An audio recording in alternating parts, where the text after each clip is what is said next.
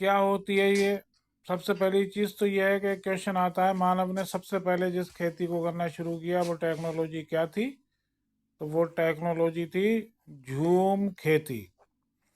और आज भी इस टेक्नोलॉजी को जो जनजातियां हैं, जो आदिवासी हैं, जो जनजातियां हैं, वो आज भी इसको अपनाती हैं। क्या होता है इसमें? इसमें ये होता है कि जो आदिवासी हैं या वन जातियां हैं, वो वन के किसी एक टुकड़े को साफ करती हैं और उसमें खेती करती हैं। जब 4-5 वर्ष तक वो खेती कर लेती हैं, जब उसका उत्पादन कम होने लगता है, उसकी फर्टिलिटी कम हो जाती है, तो फिर उस टुकड़े को छोड़कर बराबर का कोई दूसरा टुकड़ा साफ कर लिया जाता है और उसमें फिर खेती की जाती है। और इस तरह से ये शिफ्ट होते रहते हैं, इसीलिए इसको शिफ्टिंग कल्टीवेशन या घुमंतरू खेती या स्थानांतरित खेती के नाम से जाना जाता है। अब पूछते हैं, क्वेश्चन आता है, भारत के किस क्षेत्र में सबसे ज्यादा प्रचलन में है? तो ये खेती आज भी नॉर्थ ईस्ट के जो स्टेट है हमारे, उनमें आज भी इस खेती का चलन है। पूछते हैं कि ये इसी नाम से जानी जाती है, इसके लोकल नेम तमाम हैं, अलग अलग क्षेत्रों में ये अलग अलग नाम से जानी जाती है, अलग अलग देशों में भी ये अलग अलग नाम से जानी जाती है। एक टेक्नोलॉजी हमारे यहाँ कंपटीशन में पूछी जाती है, कांटूर फार्मिंग। कांटूर फार्मिंग को सीढ़ी नुमा खेती भी कहते हैं, पट्टीदार खेती भी कहते हैं। और इस तरह की जो खेती की टेक्निक अपनाई इस तरह की खेती की जो टेक्निक अपनाई जाती है, वो या तो पहाड़ी क्षेत्रों पर अपनाई जाती है या जो ढलानी क्षेत्र होते हैं, जहाँ पर स्लोपिंग होती है, वहाँ पर अपनाई जाती है। और मोस्टली ये जो फल उत्पादन है उसके लिए ज़्यादा इस्तेमाल में लाई जाती है। और इस टेक्निक में होता यह है कि जो ढाल होता है उसके 90 डिग्री एंगल पर जो मेंड्स होती हैं या मेंढे जो होती हैं वो बना दी जाती हैं, दीवार टाइप की बना दी जाती है। और उसका उसका फ़ायदा ये होता है कि वो जो बारिश होती है उससे जो क्यारियाँ बन जाती हैं, वो मेंढे जो है उस पानी को उन क्यारियों में रोक लेती हैं। और उसके दो बेनिफिट हैं, एक तो स्टोरेज ऑफ वाटर हो जाता है, और दूसरा उसका बेनिफिट यह है कि जो सॉइल इरोजन है, जो मृदा अपरदन है, उसको वो रोकती हैं। क्योंकि जब पानी बहुत तेजी से बहता है तो मिट्टी को काटता चलता है, लेकिन जब उसका एक ब्रेक डाउन हो जाता है तो वो कटाव कम हो जाता है इससे। एक खेती आती है मिश्रित खेती, जिसको इंग्लिश में कहते हैं मिक्स्ड फार्मिंग, मिक्स्ड एग्रीकल्चर। तो मिक्स्ड एग्रीकल्चर क्या होती है?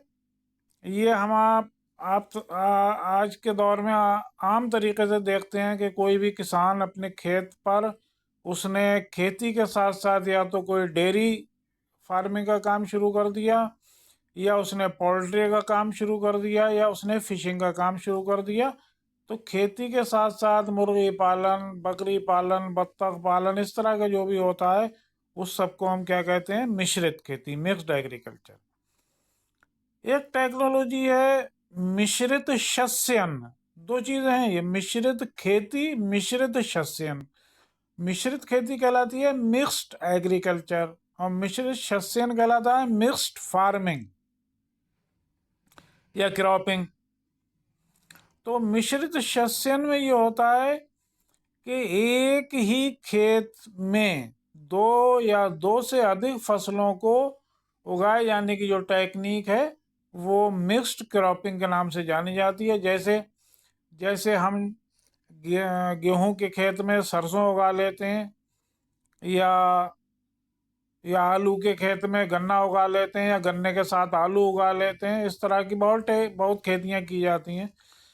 और देखिए, ये मिश्रित जो खेती है, मिश्रित शस्यन जो है, मिक्स्ड क्रॉपिंग है, एक कंपटीशन में और क्वेश्चन आता है, वो हिस्ट्री बेस्ड क्वेश्चन है, और पूछते हैं कि भारत में हड़प्पा काल में वो कौन सा स्थल था जहाँ एक ही खेत से दो फसलें उगाए जाने के साक्ष्य मिले हैं? तो वो हमारा कालीबंगा था, जो राजस्थान में है। वहाँ से जो साक्ष्य मिले हैं खुदाई से, तो एक ही खेत में दो फसलें उगाने के साक्ष्य मिले हैं, गेहूं के साथ सरसों। एक टेक्निक हमारे यहाँ आती है हाइड्रोपोनिक्स, ये कंपटीशन में बार बार पूछी गई है। हाइड्रोपोनिक्स, हाइड्रो का मतलब होता है हाइड्रो मिला है हाइड्रस से, और हाइड्रस होता है पानी। तो हाइड्रोपोनिक्स का मीन्स ये है कि इसको इस तरह से मानिए कि ऐसी खेती जो जल में की जाए, यानी इसको सॉइल लेस कल्टीवेशन के नाम से जाना जाता है। सॉइल लेस, मिट्टी में फसल नहीं उगाना है, पानी में उगाना है। जैसे सिंगाड़ा उगा लेते हैं, और भी इस तरह की फसलें हैं जो पानी में उगाई जाती हैं।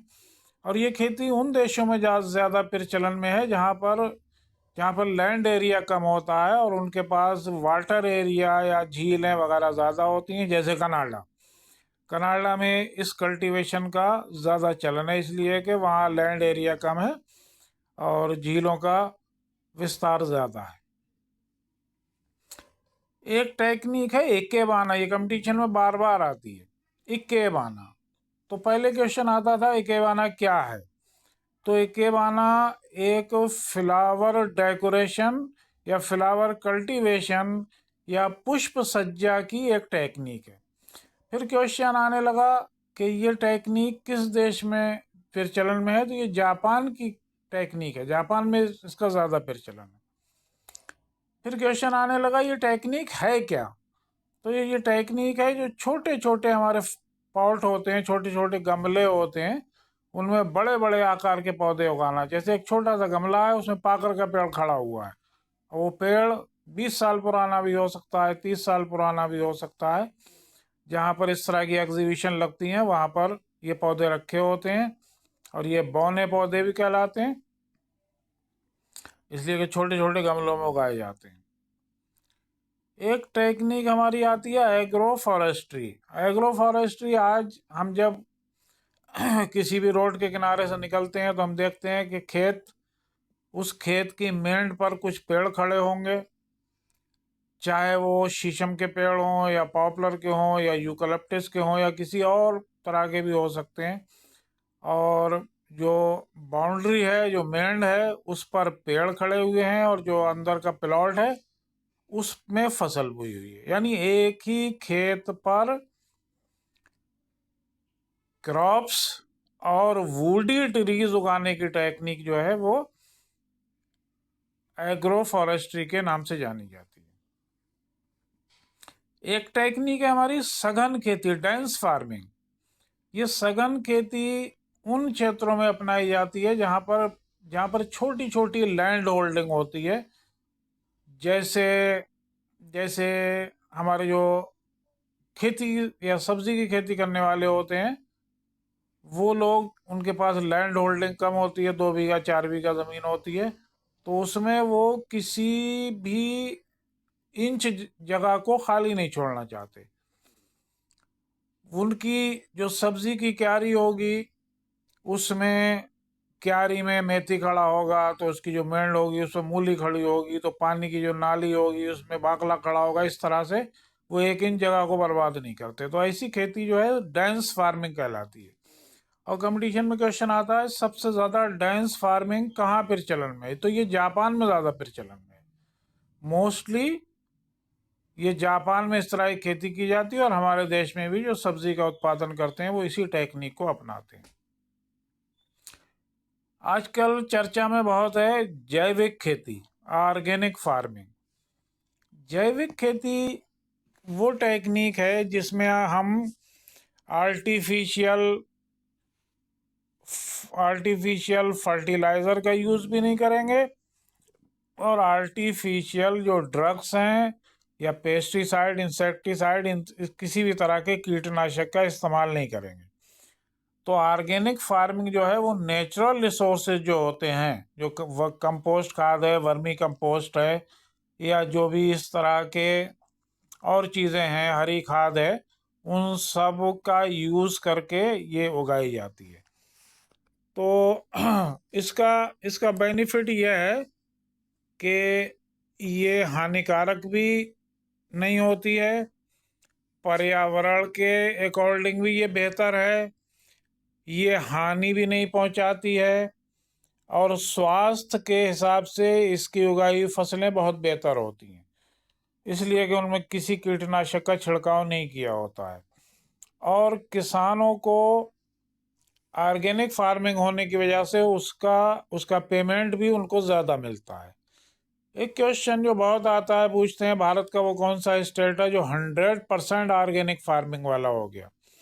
तो सिक्किम एक ऐसा स्टेट है हमारा जो 100% ऑर्गेनिक फार्मिंग करता है।